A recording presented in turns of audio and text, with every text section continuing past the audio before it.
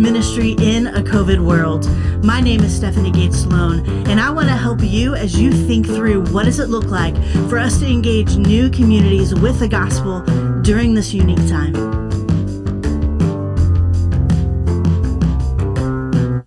Welcome to part 2 of college ministry in a COVID world.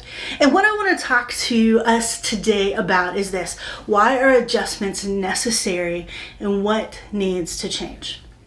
Most of our ministries, whether it be a ministry like the BSM or a local church, were centered around people coming to us.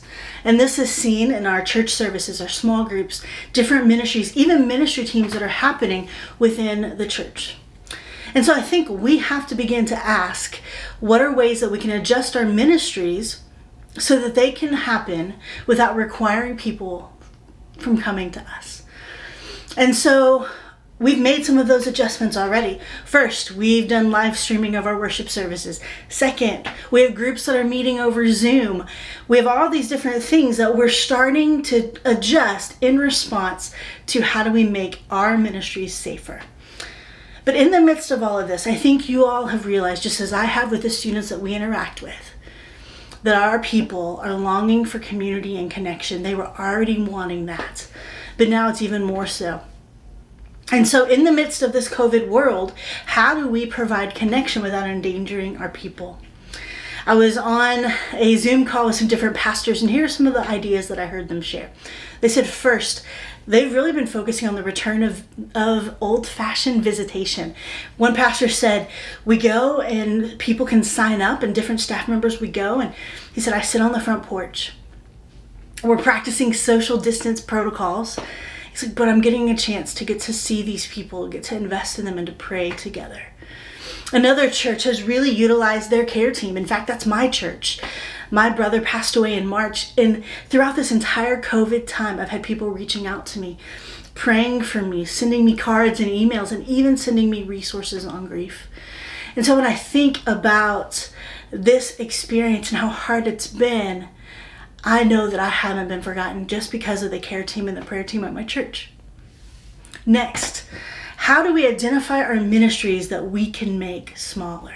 And so what I mean by that is, what does it look like for us to look at the structure and to look at how things are set up so that we can start to think through, how can we make this smaller?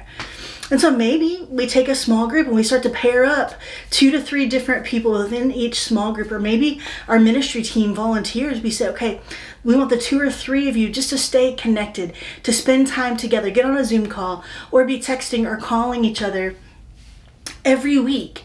That way, that personal connection is still happening. But I think it's first, we have to be extra patient, not only with ourselves, but also with our people. We're all having to adjust to major changes in our lives.